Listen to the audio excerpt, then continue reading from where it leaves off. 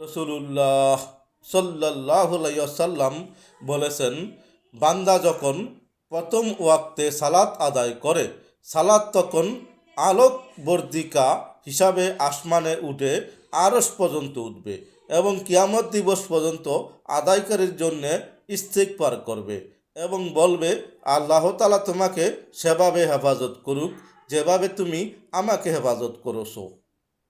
আর যখন ব্যক্তি সালাদকে অন্য ওয়াক্ত নিয়ে পড়বে, তখন তা অন্ধকার নিয়ে আসমানে পর্যন্ত উঠবে।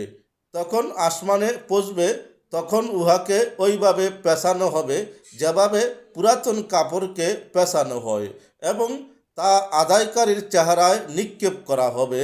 আর সালাত বলবে, আল্লাহ তাআলা তোমাকে ওইভাবে ধ্বংস করুক যেভাবে তুমি আমাকে ধ্বংস করেছো। হাদিস আল কাবাইর লিজ জাহাবি, পৃষ্ঠা নং 20 ও কানজুল উম্মাল।